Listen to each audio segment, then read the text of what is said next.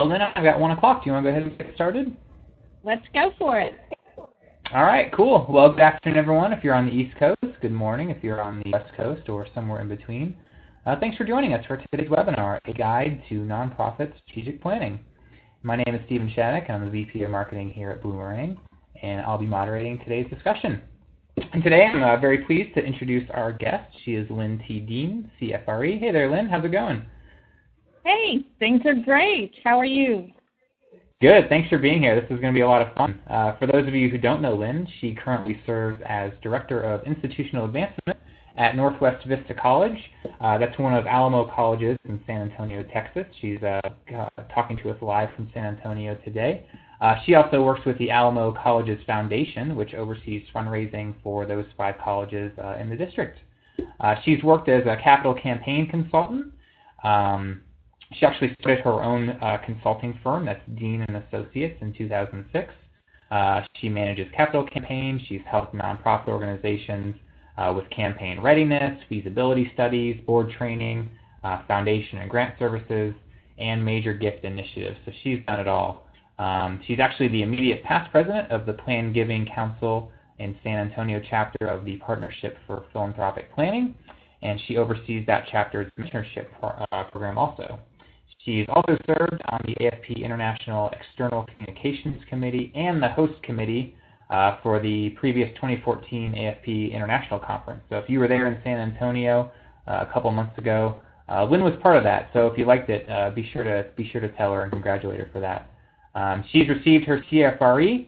She has her bachelor's degree in psychology from the University of Texas at Austin, and has also completed some special studies in journalism. So, Lynn, great to have you. This is going to be fun. You're not just a consultant who is just a pundit. You've actually done all the things that you're going to talk about today. So it's really cool for you to be here.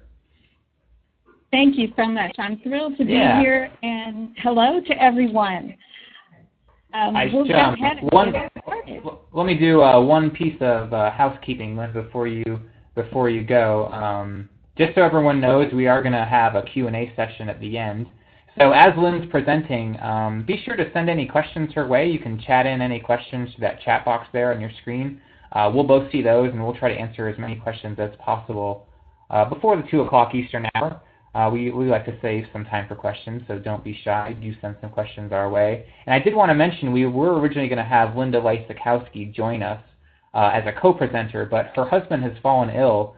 She's actually at the hospital bedside with him now, so she won't be joining us today, unfortunately. So we certainly send our well wishes their way, and hopefully you can do the same. But Lynn is here. She's got a great presentation, and Lynn, I'm not going to take any more time away from you, so fire away. Thank you so much. Again, I'm really thrilled to be here, and I'm so sorry that Linda could not join us, and we're all keeping her and her family in our thoughts and prayers. One of the things that I wanted to share with you is that I love strategic planning, and planning is important because it offers so many opportunities for an organization. First, it is a way that you can change your organization from being reactive to proactive. And if done well, strategic planning can really bring people together to talk about your organization's future. And secondly, strategic planning helps you develop a common vision. The process really helps you build consensus for an appropriate strategic direction among stakeholders. And the third reason, strategic plans often lay the groundwork for development plans. And these 2 plans, especially the development plan, have a major impact on sustainability. If done well, strategic planning can extend your mission to many more people and improve the performance of your organization. And of course, we're all looking for that. Strategic planning can be either long range or short range. But most importantly, strategic planning is a process. It's a roadmap for your journey to success, and it works best when it is customized to fit the culture of your organization. It brings all key stakeholders into the mix and doesn't really give anyone the ability to opt out. The process drives everyone to build consensus and support the direction of the organization. So who should be involved in all this wonderful planning that you're going to do with your organization? Well, each organization really needs to decide for themselves who should be involved in strategic planning. A good suggestion is to include representatives from all your various stakeholders. We're going to take a quick poll right now. Would you let us know and chat in your answers if you have a strategic plan? I'm going to pause just a little bit to give you a little bit of time to answer. And we have a lot of yeses. That's always a good sign. I have a few no's. Great. Thank you so much. It looks like a lot of people do have strategic plans, but they have some concerns. So, excuse me, I'm glad that you're here today. Who are your stakeholders? I mentioned stakeholders earlier.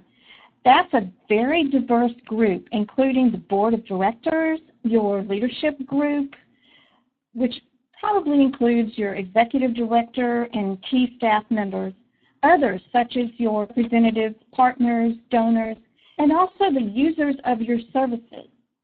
Your volunteers should also be represented in this process.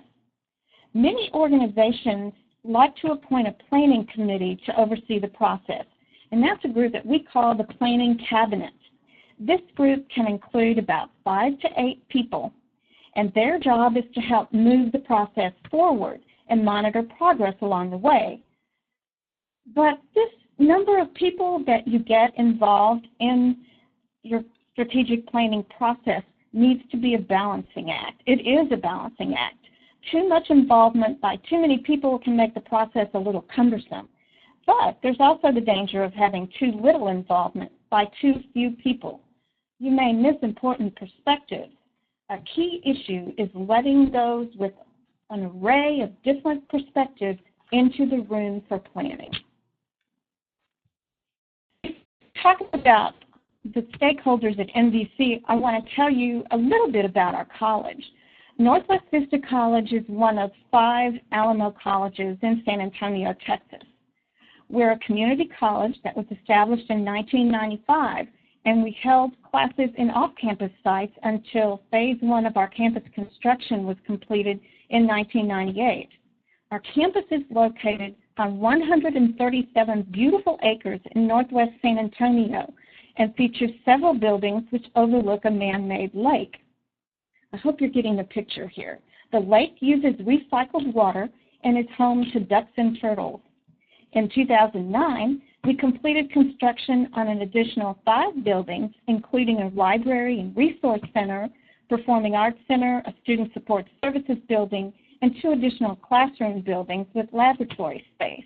And last summer, we added something really important, a parking garage, which has alleviated a critical shortage of parking spaces at the campus.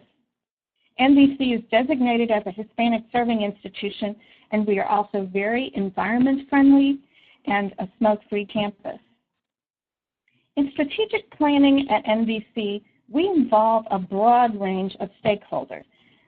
That includes representatives of our business council, key faculty and staff members, donors, representatives from the district level, students, as well as community members.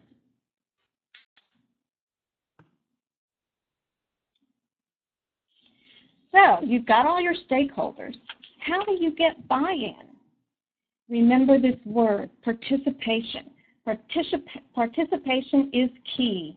Be inclusive in getting stakeholders involved. Be sure that you have an open and transparent process.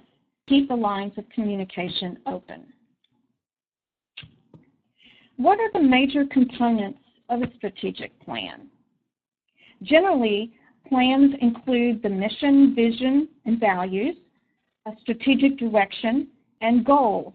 For each of the goals, you will want to identify measures of success, or what we sometimes call strategic metrics, strategies for achieving those measures, and action steps.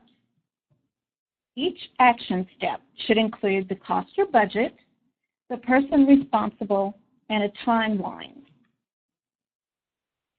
At NBC, each year that we participate in strategic planning, the first item on the agenda for the day or the planning process is a review of our mission, vision, and values, and these items are in a separate document. Our strategic plan document includes our objectives, strategies to achieve these objectives, and organizational action plans.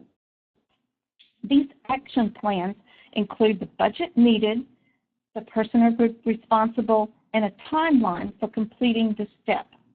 All of the action steps for our strategic plan are included in the work group action plan. I'm sure you've probably heard of the SWOT analysis. In nonprofit organizations as well as regular businesses, this is a common term. Internal and external factors combine to determine an organization's strategic issues. SWOT stands for strengths, weaknesses, opportunities, and threats. This is a key part of strategic planning because it examines the organization itself and the external and future environment of the organization. Strengths and weaknesses refer to the organization itself. They are similar to assets and liabilities. They are current, that is, they exist now. Opportunities and threats exist outside the organization, and they refer to the future. I'm going to take another quick poll. Have you and your organization done a SWOT analysis? Please chat in your answers.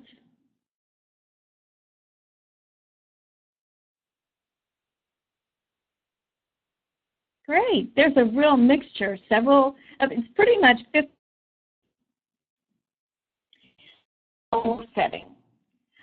Goals are broad-based and should be developed by your board and your staff together.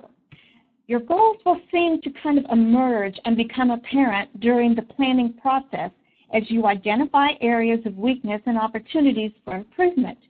You can select from a number of different areas as you establish your goals. You may want to focus on programs and services or on finances, including income and expenses, on your facilities, or perhaps human resources, including your board, staff, and volunteers. Goals should be set by participants in the planning process. The number of goals that you set is really up to you. But we have found that most organizations work well with 3 to 5 goals. And here's a big question. How do you know that you have the right goals? You will learn whether or not you have the right goals as you get into the implementation of your plan. It's not really uncommon for plans to change during the term of the plan. And you will also need to identify how will you know that you are successful. How will you measure success? Our current strategic plan at NBC covers 2010 to 2015. And just to be clear, we use slightly different terms at NBC than Linda and I use in our book that we're writing on nonprofit strategic planning. At NBC, we use the term objective to refer to our main goals. When the 2010 plan was first developed, NBC established 3 objectives: learning, completion, and sustainability. Most organizations actually have 3 to 5 objectives which are developed in their strategic planning process by participating stakeholders. So how do you know that you have the right objective? Well, when you visit your existing strategic plan during an annual review and participants agree that the original objectives accommodate the challenges you are facing right now, that's how you know that you have the right objective. After you have appropriate objectives is to make certain that you can measure success in achieving your objectives. Objectives must be SMART. That's an acronym for specific, measurable, action-oriented, realistic, and time-defined. Strategies are the ways that organizations accomplish the objectives they have identified. As you outline your strategies, think about the people that can help, any technologies that you might need, and what resources you have available.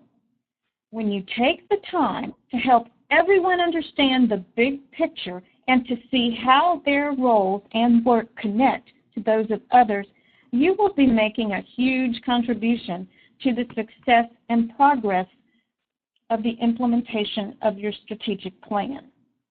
You and your team will probably find that it makes sense for some action plans and changes to start before others.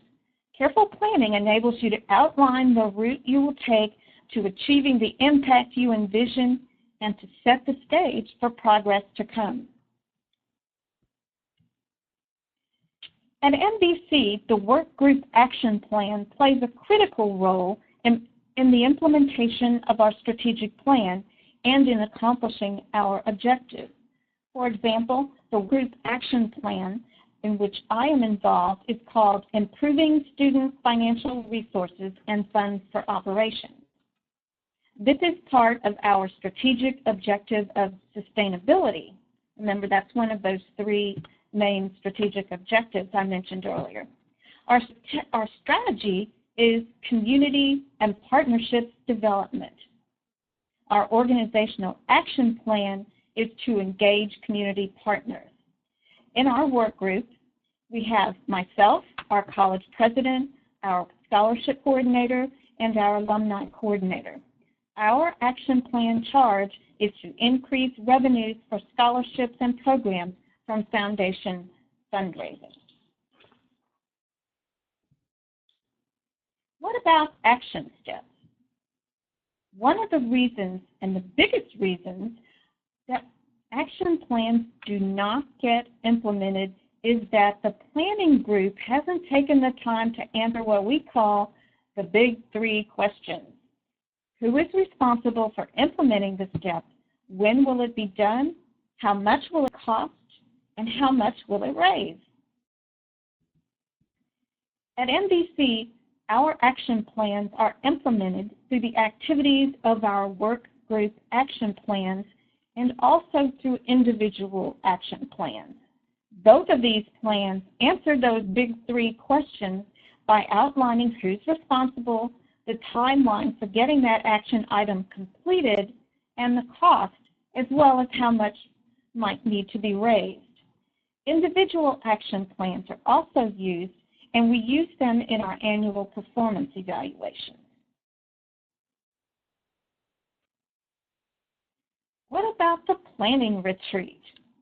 Most planning processes involve at least one or more half-day, full-day, or two-day retreats. During these sessions, board members, stakeholders, and staff all gather to work on the big picture themes, vision, values, and mission, as well as goal setting. Choose an interesting and fun location for your retreat, not your own meeting room. Your planning cabinet can determine who should be included in which parts of the retreat. A facilitator can ensure objectivity and has the ability to keep the group on track. And there are several options regarding facilitation.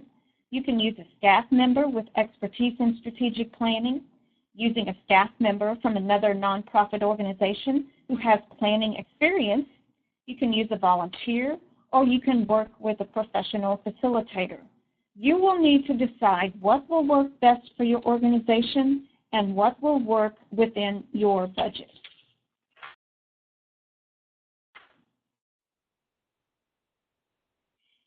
And these planning retreats have taken place at different locations. We've used 2 hotels near our campus, and also we've had retreats on campus in a large meeting area. The theme of our strategic planning is our mission, creating opportunities for success, either one full day or 2 half days, such as 2 mornings. And food is always part of our retreats. Our agenda includes reviewing an updated environmental scan, developing our SWOT analysis, and then developing our key strategic challenges and advantages. We look at new strategy themes and ensure that our strategic plan accommodates the challenges that we identify. Brainstorming and discussion are large parts of our strategic planning process. At MVC, this process is led by the College Services Quality Initiatives Unit, and specifically by the MVC Vice President of College Services in collaboration with the college president, both of whom serve as facilitators. What about plan implementation? Once the plan has been developed and officially adopted, the focus then turns to implementation. In almost every organization that achieves success implementing a strategic plan, we see two very common threads. Implementation really does seem to run more smoothly when a nonprofit has what can really best be described as a change mindset. Additionally, the organizations that are successful use practical, step-by-step approaches to translate strategies, goals, and objectives into very tangible actions. These organizations continue to monitor progress on their actions and alter the direction or course of their journey when the environment in which they operate changes in some way. The plan should serve as a guide, creating departmental plans. The Planning Cabinet also assists in monitoring progress on the plan and may make periodic reports on the plan's implementation to the board. As I mentioned earlier, implementation takes place at MVC through our work group action plans. Our planning chair is the Vice President of College Services who collaborates with our E-team, which consists of the executive leadership of MVC. We measure progress by the outcomes that we achieve, and if we get off track, we have what we refer to as an OFI, better known as an opportunity for improvement.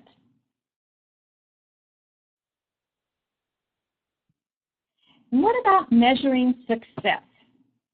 Remember those measures of success that we mentioned earlier?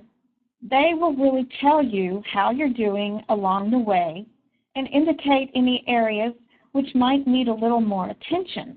During the implementation of the plan, you will need assisting the person who will be responsible and involved in the work, timelines, as well as resources and the budget needed. Somebody has to monitor the budget, and somebody has to do all those tracking. Celebrating success. This is really my favorite part. Remember to celebrate achieving your goals.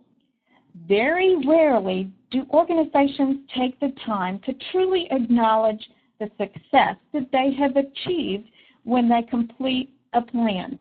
So, you completed the plan. Yay! That's great. Stop. Celebrate. You can generate even more enthusiasm for the next planning cycle by spreading a sense of fulfillment and closure at the end of your current plan.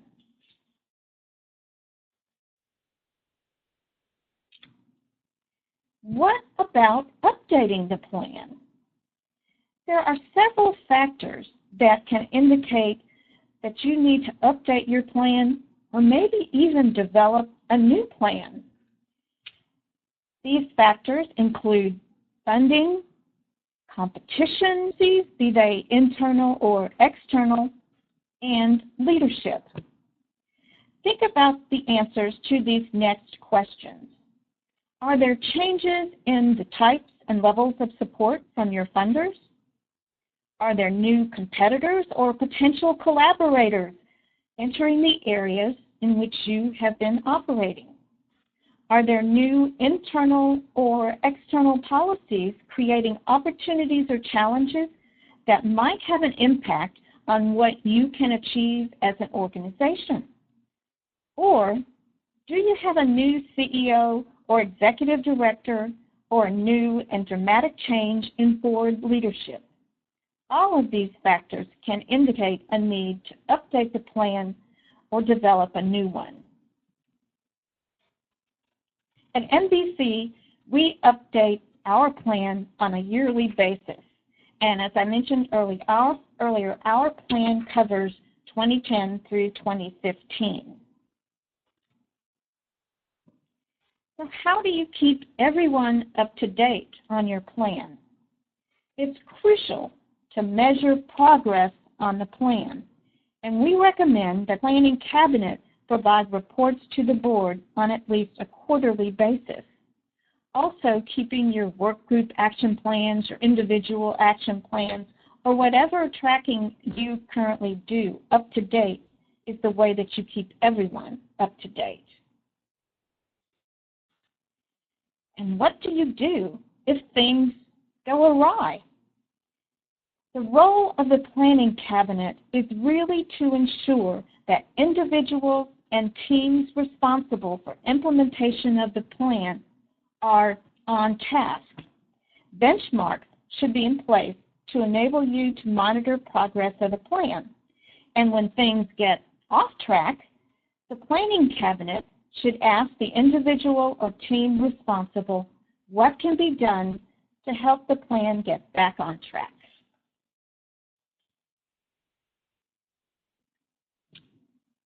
We'll stop here for questions. Cool, that was great, Lynn. Thanks so much. Really great information there. I think you got people thinking. We have some questions that have come in, so we'll just kind of roll through those. We probably have about 15 minutes for questions, so if you were wondering anything or maybe sitting on your hands at the time, we've got Lynn here. She's an expert on strategic planning. She's here to answer any and all of your questions for the remainder of our session. So, Lynn, we've got one here from Mary Jo. Mary Jo is wondering, does the SWOT analysis, the goals and objectives, do those surface at the retreat? When do you actually look at those things? When do you sit down as a group and look at those? You can do this whatever way you feel is best for your organization. Some organizations choose to do the SWOT analysis prior to the retreat.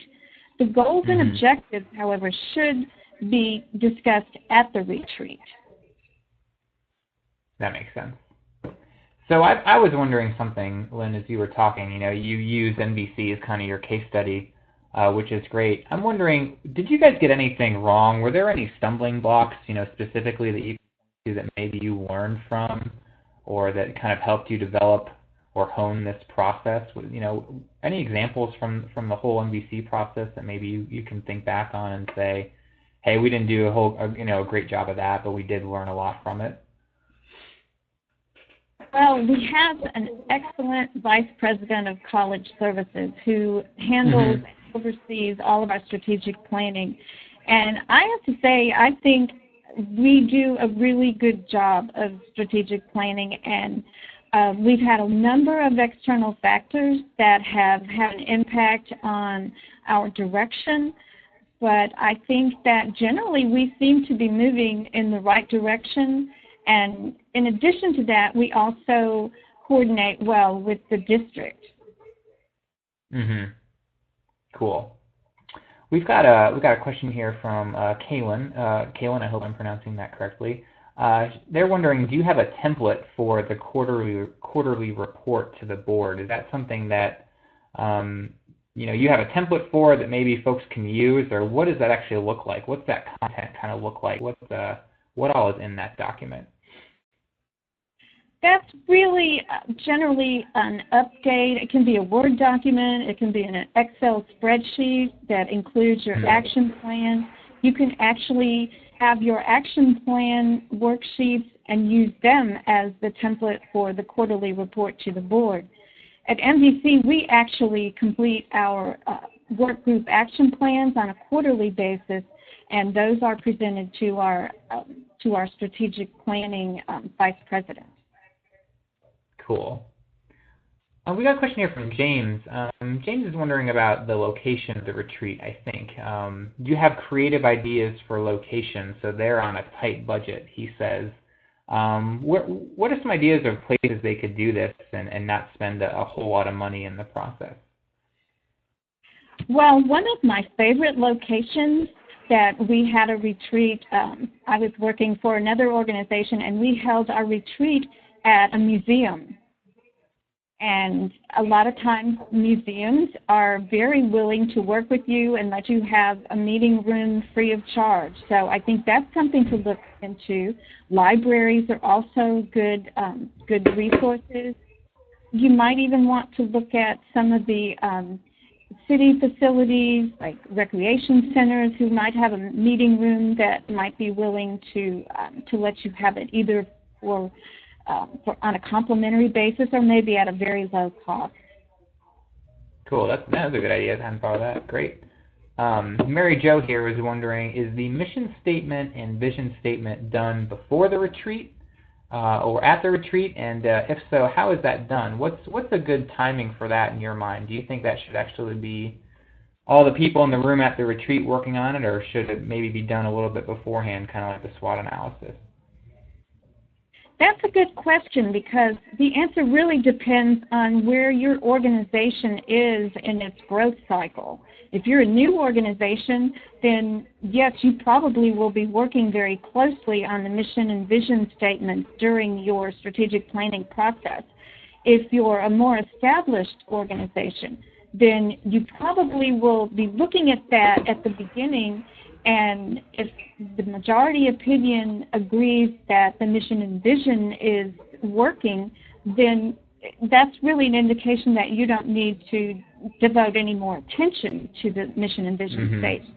But if there's consensus that those statements need some work, then you can definitely make that part of your retreat. That makes sense.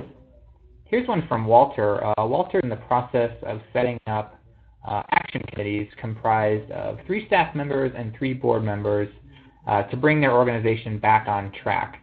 Walter is wondering, what would you suggest would be a good place to start for those groups? What should they talk about maybe in their first few meetings? What should they tackle first? I think if there's a strategic plan in place, they need to look at that, and probably a SWOT analysis would be a really good place to start. And it's not uncommon for organizations to do a SWOT analysis in the middle of a strategic plan to really take a breath and pull back for a few minutes and look and see where they are. Is there some environmental factor? Is there something internally that's happening that is having an impact on the organization? That makes sense. Well, cool. I think some questions are still coming in, but Lynn, while people are sending in maybe their final questions, I want to give you a chance to talk about your book. I know you're really busy, and somehow you're also finding time to write a book on top of it. Where can folks learn more about you and the work you're doing in your practice? Well, I am just so excited that Linda Lysakowski and I have been working on this book on nonprofit strategic planning. And I have to be honest, Linda was the one that got me into this.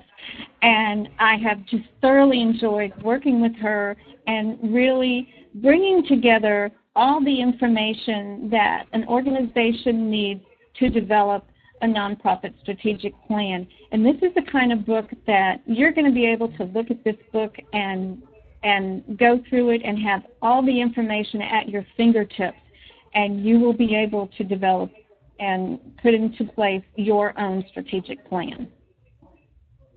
And you've got a special offer for the book, it sounds like? Yes. The book, we have finished our manuscript, and we have the foreword of the book is written by the president and CEO of the San Antonio Area Foundation, Dennis Mills. So we're real excited that he agreed to write the foreword, and so that's going to be included in the book. And it should be released hopefully this summer. So what we want to do is, if you would like a 15% discount on the book when it comes out, all you need to do is just send me an email or send Linda an email, and we will notify you when the book is available, and we will give you a discount code. Cool. And I'll definitely include your email address in my email a little bit later, so folks can take advantage of that. Got some good questions coming in. If you have a little bit more time to stick around and answer them, we can roll through them. Yes, I'd be happy to. Cool. Mary Jo was wondering about vision statements. Do they change for each plan that you do? For example, in the next 3 years, they want to tackle a certain issue. They want to increase student and funding opportunities. So do you go through this process and kind of edit those mission statements and those vision statements, every once in a while, or do you just kind of, do one and stick with it for the long term? What do you think about that? It's been our experience that mission and vision statements don't change very frequently unless there's been a real shift in what the organization decides, what the main issues that the organization wants to handle. I would think that the mission and vision statements, except for organizations still in their growth cycle, I would think that the mission and vision statements really tend to remain relatively constant. Mm-hmm. Can you think of an opportunity when someone would change it? I mean, short of a radical shift in the organization's mission or plan. Yeah, I think if an organization has really been more focused on something like crisis management for some particular audience or clients, and then they want to shift more into prevention, then or some other aspect of service, then definitely the mission and vision is going to change. But there's not any sort of there's not a really good reason to change it every 3 years just to update it. You don't think it should be updated just for update's sake necessarily? I don't think so. And in our experience, we really haven't found a lot of organizations that make drastic changes to their mission statements. Okay, cool. That makes sense. Got a question here from Martha. The development component of our strategic plan is brief, she says. The board is wanting to jump right into a development plan. Should they update the strategic plan first, or can the development plan replace a section of the strategic plan? What do you think they should do there? I think you can jump right into working on the development plan, because the strategic plan is really the big overview of your organization with your goals, and the development plan is more of a strategy and an action plan for raising the necessary to accomplish the goals in your strategic plan. So the development plan can be done and can actually be something that replaces that part in the strategic plan, or it should be separate. The development plan is really separate from the strategic plan, but it evolves from the strategic plan. That makes sense. Well, cool. I know we did a lot of questions. We went a little over time. I know we wanted to keep this to about a half hour, so I appreciate you sticking around and answering some more questions. Is it safe to say that folks can email you if they think of anything else? Would that be okay? Absolutely. I would love to hear from everyone. I knew you'd say yes. You're so nice. Well, cool, Lynn. This was a lot of fun. Thanks for batting solo. I know you didn't expect to do that today, but great information. I definitely enjoyed it. Hopefully everyone else did. We do these webinars once a week. We've got a great one coming up next week. We're going to have Sandy Reese as our guest. She's going to talk about your first fundraising campaign. So maybe if you're a small nonprofit or a new nonprofit and you've never done a full-blown fundraising campaign, you got to register for this webinar. She's going to show you how to do it. So check that out. We've also got some really cool webinars coming up in July that you can check out on our webinar page there. Totally free, totally educational. So if you see something there, please do register. We'd love to have you back next week and in the weeks that follow. So this was great. Lynn, thanks again. I'll say a final thank you to you, and thanks to everyone for joining us, for taking about a half hour or 40 minutes out of your busy day. You will be directed to a little survey form after the webinar. Please do fill that out. Let me know what you thought. I curate a lot of these webinars, so I'm always interested in feedback. You won't hurt my feelings. I don't think you'll hurt Lynn's either, so do fill that out if you have a few minutes. So Lynn, thanks again. Enjoy the rest of your day in San Antonio. Hopefully it's not too warm down there. Oh, well, thank you. I really enjoyed this. It was fun. Yeah, it's fun. I will be sending the slides and a recording shortly, so look for an email from me later on this afternoon. So with that, I'll say thanks and so long. We will talk to you next time. Have a great rest of your day.